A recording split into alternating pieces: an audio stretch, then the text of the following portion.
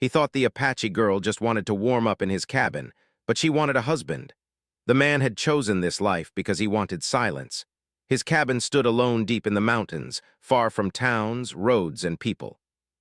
Tall pine trees surrounded the small wooden home, and during winter they looked heavy and dark, weighed down by thick snow.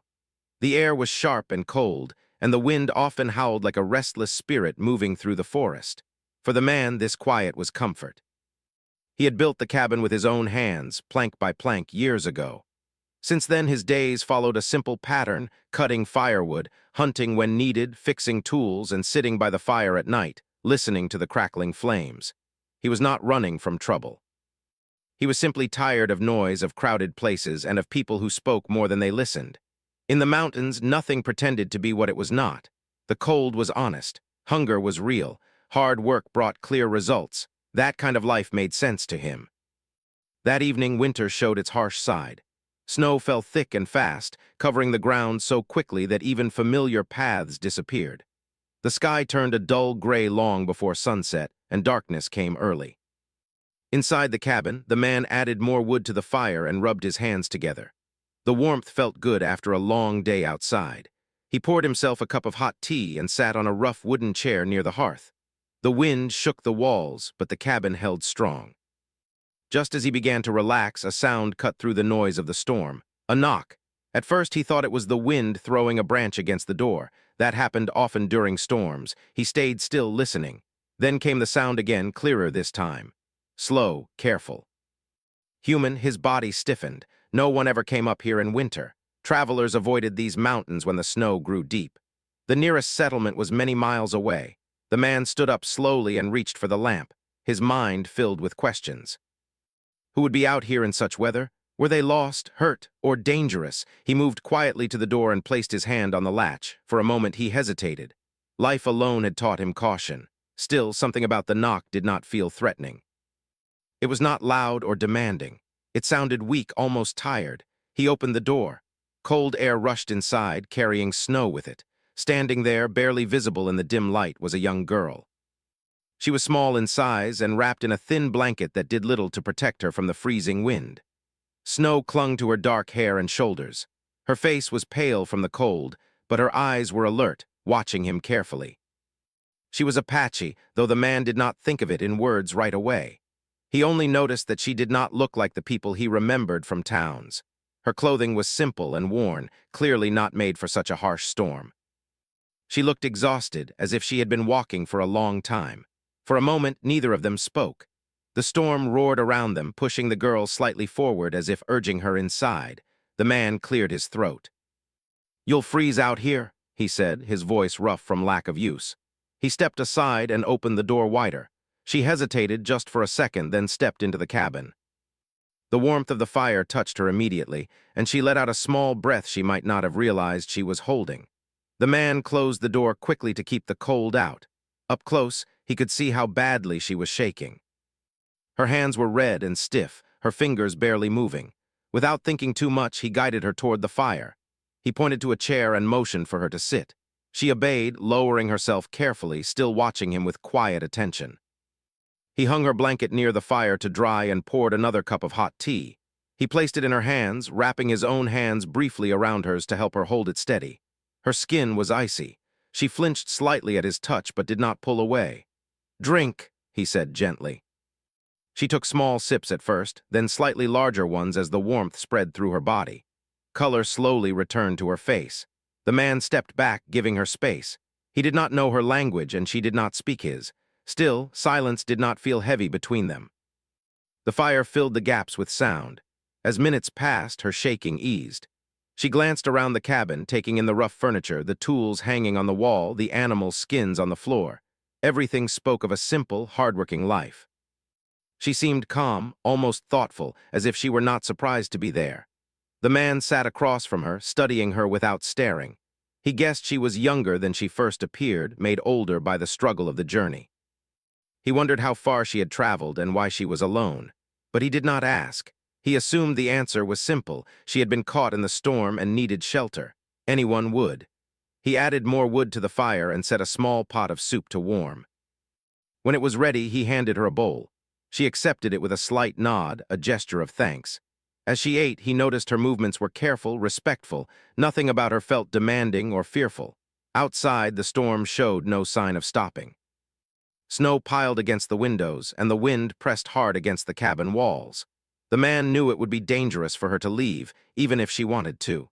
He prepared a small bed near the fire using extra blankets and pointed to it.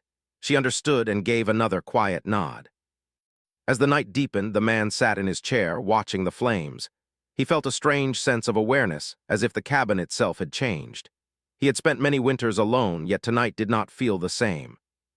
There was another presence here, steady and calm like the fire itself. He believed this was temporary. In his mind, the story was simple. A traveler had needed warmth.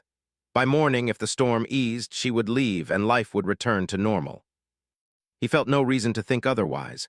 The girl lay quietly on the blankets, her eyes open, watching the shadows dance on the ceiling. Her face showed no fear, only patience. Outside, the wind continued to howl, unaware that inside the small cabin, two lives had crossed paths in a way neither fully understood yet. The man leaned back and closed his eyes, listening to the storm. He did not know that this cold night, which he thought would palm morning, did not arrive the way it usually did. There was no soft light, no clear sky. Instead, the storm still ruled the mountains. Snow pressed against the small cabin windows, and the wind continued to circle the walls like it had unfinished business. The man woke early, as he always did, but for a moment he forgot that he was not alone. Then he heard a quiet movement near the fire and remembered. The girl was already awake. She sat near the hearth, her knees pulled close to her chest, watching the flames.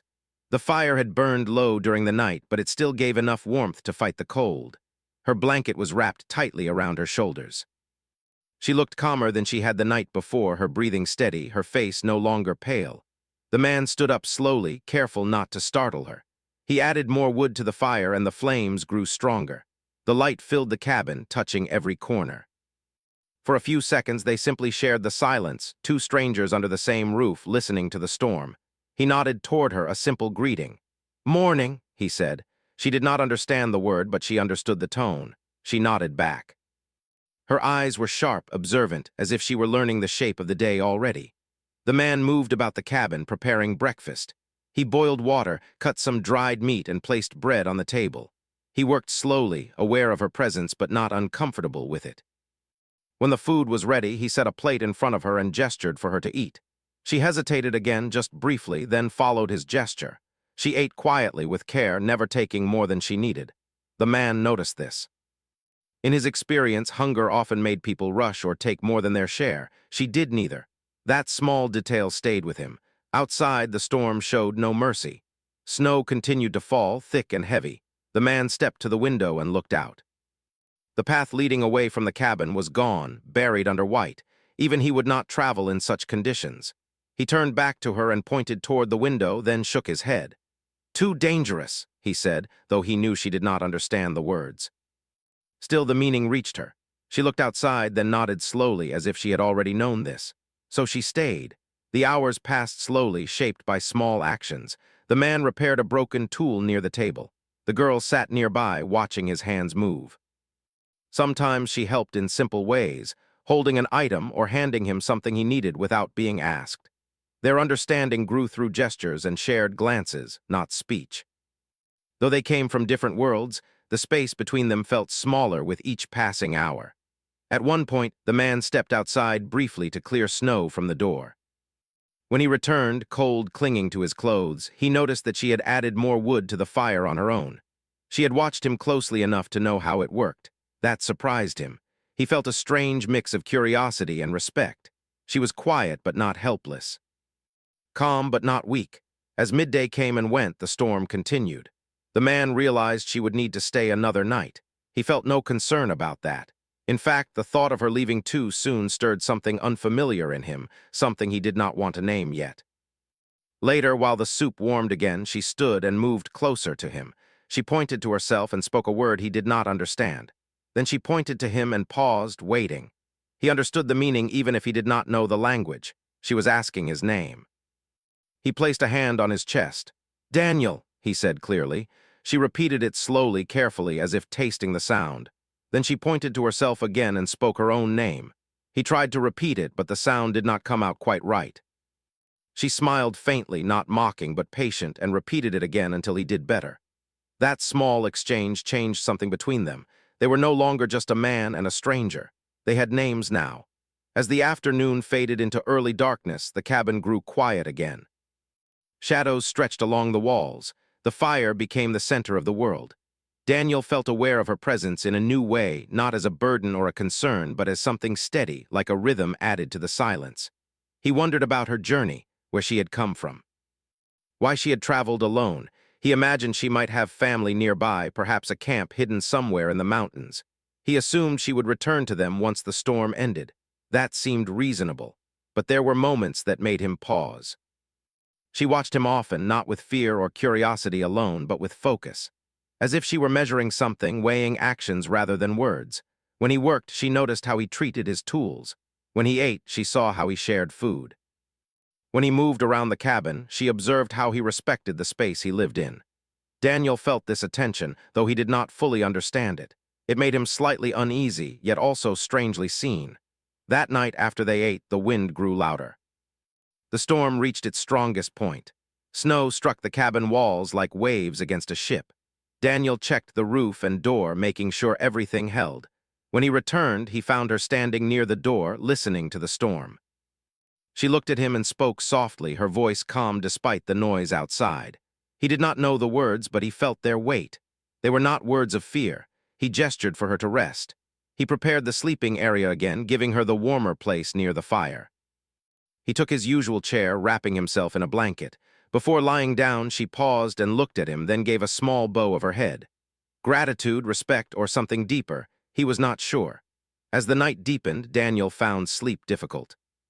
His mind was busy, filled with thoughts he did not usually allow. He had lived alone for so long that he believed nothing could disturb that balance. Yet here he was, sharing his space with someone who had arrived like a question he did not know how to answer. Across the room, the girl lay awake as well. Her eyes followed the movement of the firelight. Her face was calm, but her thoughts were clear and purposeful.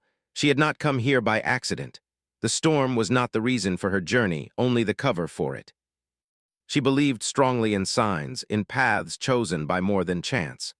What she had seen in Daniel, the way he opened the door without demand, the way he shared warmth without expectation, confirmed what she already felt. Outside, the storm continued its endless song, unaware of the quiet understanding growing inside the small cabin.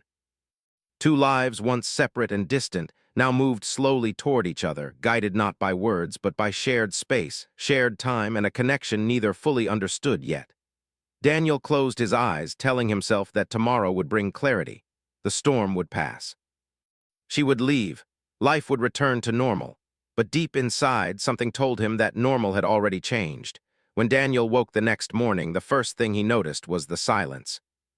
The wind was no longer beating against the cabin walls, and the sharp sound of snow hitting the roof had faded. For a moment, he wondered if he was still dreaming. Then he heard the fire crackle softly and knew the storm had finally loosened its grip. He sat up and looked toward the hearth. The girl was there again, awake before him, feeding small pieces of wood into the fire. Light from the flames warmed her face, and for the first time since she arrived, Daniel could see her clearly without the storm's shadow. She looked rested, stronger, almost peaceful. Daniel stood and stretched, then moved toward the window. He wiped away the frost and looked outside. The sky was pale but calm. Snow lay deep across the land, smooth and untouched like a blank page. The storm had passed, but winter still held the mountains firmly. He turned back to her and gave a small nod, pointing outside. "Storm, over," he said slowly, though he knew the words meant little to her. Still, she followed his gesture, looked out the window, and nodded once. Daniel assumed this meant she would leave soon. That was how these things worked. Someone arrived, accepted help, then went on their way. He told himself not to feel anything about it. This was his life, quiet, alone, unchanged. They ate breakfast together, just as they had the day before. But something felt different. The air between them carried a sense of waiting, as if one of them was holding back words that needed to be said. After they finished eating, the girl stood and wrapped her blanket around herself. Daniel watched her closely, expecting her to gather her things and prepare to leave. Instead, she walked toward the center of the cabin and stopped in front of him. She took a slow breath as if steadying herself. Then she began to speak. Her words were calm and clear, spoken with purpose. Daniel did not understand the language, but he could tell this was not casual talk. Her tone carried meaning, weight, and certainty. She spoke for several moments, using her hands gently to shape her message, pointing to herself, then to him, then making a motion that suggested togetherness. Daniel's brow furrowed. He listened carefully, trying to catch meaning where he could. When she finished, she looked at him directly, her eyes steady and unafraid. He shook his head slightly. "I don't understand," he said honestly. She nodded as if she expected that. Then she tried again, slower this time. She pointed to herself and said her name. Then she pointed to him and said his. After that, she placed her hand over her heart and spoke softly. Then she extended her hand toward him and repeated the gesture. Daniel felt a strange tightness in his chest. A thought crossed his mind, so unexpected that he almost laughed it away. But the more he watched her, the more it refused to leave. Her posture was not shy. Her eyes did not wander. There was no confusion in her movements. She was not asking for food. She was not asking for shelter. She was asking for something far bigger. "No," Daniel said quietly, more to himself than to her. He stepped back a little, running a hand through his hair. "That can't be right."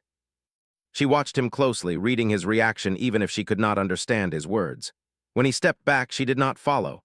She remained where she was, calm and patient. Daniel paced the small cabin, his boots crunching softly against the floor. His thoughts raced. This did not make sense. He was just a man living alone in the mountains. She was from a different world entirely, different customs, different life. And yet something deep inside him told him she meant exactly what he feared she meant. He stopped and faced her again. "You came here because of the storm," he said, pointing toward the door, hoping she would nod and confirm his belief. Instead, she shook her head. She pointed toward the mountains beyond the cabin, then placed her hand on her heart again. She spoke slowly, carefully, as if choosing each word with care. Though Daniel could not understand the language, he understood the meaning behind it. This journey had been planned. Daniel sat down heavily on a chair. The weight of the moment settled over him. He had spent years avoiding responsibility beyond survival. Now, without warning, something life-changing stood in front of him, asking for an answer he was not ready to give. He looked at her again, really looked. There was no fear in her eyes, no doubt, only trust and belief. Whatever tradition guided her, she followed it fully. He shook his head. "I don't know you," he said softly. "You don't know me." She seemed to understand that part. She nodded and stepped closer, not invading his space, just enough to show intention. She gestured around the cabin, then to him, then to herself again. Slowly, she mimed simple actions, working, sharing food, standing side by side. She was showing him a life, not just an idea. Daniel swallowed hard. Loneliness had been his choice, but he had never imagined it as permanent. Still, this was too sudden, too big. He stood again and walked to the door, opening it slightly. Cold air rushed in. He pointed outside toward the open land. "You're free to go," he said gently. "The storm is gone." She walked to the door and looked outside. The mountains stretched endlessly, beautiful but dangerous. Then she looked back at him. She did not step out. Instead, she closed the door. That simple action spoke louder than any words.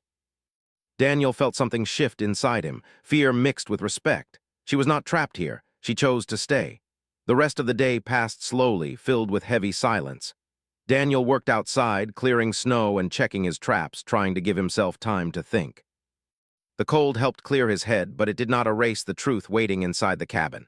When he returned, she was preparing food, moving with ease as if she belonged there. She looked up when he entered and gave a small nod, the same calm expression on her face. They ate in silence again, but this silence was different. It was full of unspoken questions. As night came, Daniel sat by the fire, staring into the flames. He thought about the life he had chosen, safe, simple, predictable. He also thought about the quiet strength of the woman sitting across from him, the courage it took to walk alone through a storm toward an unknown future. He realized something then. This was not just about her choice. It was about his. She had followed her belief to his door. Now the next step belonged to him. He looked at her once more. She met his gaze without hesitation, her trust still there, waiting. Outside, the mountains stood silent under the snow, as if holding their breath. Inside the cabin, Daniel felt the weight of a decision forming, one that would change everything he thought he knew about his life. He did not speak yet, but he no longer believed this moment was an accident. Daniel slept very little that night. His body was tired, but his mind refused to rest. Every time he closed his eyes, he saw her standing in the middle of the cabin, calm and certain, asking for a future he had never prepared for. The fire burned low, and shadows moved slowly along the walls. Each sound, the crack of wood, the soft breath across the room, felt louder than usual. When morning came, it arrived gently. Pale light slipped through the window, resting on the snow outside. The mountains looked calm again, as if the storm had never happened. Daniel sat up and rubbed his face. For years, mornings had been simple: wake up, work, survive. Today felt different, heavy with meaning. She was already awake, sitting near the window. She looked out at the land as if reading something written there. When she sensed him moving, she turned and looked at him. Her expression was the same as always: quiet, steady, patient. Daniel stood and moved to the fire, adding wood. He avoided her eyes at first. He needed time. He needed to think clearly. They ate breakfast slowly. Daniel noticed how natural everything felt despite the confusion inside him. Sharing food, sitting across from someone. These were small things, but they touched something deep inside him, something he had buried long ago. After eating, he put on his coat and stepped outside. The cold air hit his face, sharp and clean. He walked a short distance from the cabin, crunching through the snow, and stopped. From there he could see the wide stretch of land, untouched and silent. This place had been his choice. He had come here to escape a world that felt loud and demanding. He had wanted control over his days, his thoughts, his heart. And he had found that control in solitude. But control, he realized, was not the same as peace. He stayed outside for a long time, breathing deeply, letting his thoughts slow down. When he finally returned to the cabin, she was standing near the table, folding blankets neatly. She looked up when he entered. Daniel took a deep breath and gestured toward the chair. He sat down, then motioned for her to sit as well. She obeyed, watching him closely. He spoke slowly, knowing she would not understand the words, but hoping she would understand the feeling. "This is not simple," he said. "My life is quiet. It's been this way for a long time." He pointed to the cabin, then to the mountains. "This is all I know now." She listened carefully, her eyes never leaving his face. When he finished, she nodded slightly, as if to say she understood more than he expected. She then spoke in her own language, her voice soft but firm. She pointed to the land outside, then to the cabin, then placed her hand on her heart. Her gestures were calm, confident. She was not asking him to change who he was. She was showing him that she saw his life clearly and still chose it. Daniel felt his chest tighten. He stood up and walked around the cabin, restless. "You don't know what this life takes," he said quietly. "It's hard, cold, lonely." She stood as well and followed him, stopping a few steps away. She shook her head gently, then placed her hand over her heart again. She spoke a few words, then made a motion of walking forward, step by step. She was not afraid of hardship. She was not afraid of loneliness. She was afraid of ignoring what she believed was meant for her. Daniel stopped pacing. He looked at her and realized something important. She was not acting on impulse. Everything about her, her patience, her calm, her strength, showed that this decision had been shaped long before she reached his door. He sat down again, slower this time. Memories rose in his mind, faces from his past. A time when he had dreamed of sharing life with someone before disappointment and loss had pushed him away from people. He had told himself that being alone was easier, safer, but safe did not always mean right. The day passed quietly. They worked side by side without speaking much. Daniel chopped wood while she gathered kindling. Inside, she cleaned and organized with care, never moving anything without purpose. She treated the cabin with respect, as if it already mattered to her. Daniel watched her when he thought she wasn't looking. There was no rush in her movements, no uncertainty. She belonged to herself fully. That kind of strength humbled him. As evening approached, they sat by the fire again.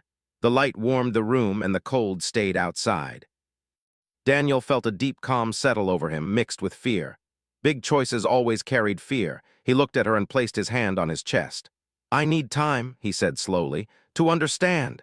She nodded immediately, no pressure, no demand. She seemed to expect this. That night, as they prepared to sleep, Daniel offered her the warmer place again. She hesitated this time, then shook her head gently and pointed to him. She gestured for him to take it. He was surprised. "No," he said softly, shaking his head. She smiled faintly, a rare expression, and repeated the gesture. It was not stubbornness, it was care. Daniel accepted. As he lay down near the fire, he stared at the ceiling. For the first time in years, he did not feel alone in a frightening way. He felt accompanied, seen. Before sleep took him, he made a quiet promise to himself. He would not rush. He would not decide out of fear. He would choose honestly whatever that choice turned out to be. Across the room, she lay awake as well, her gaze calm and steady. She believed in patience.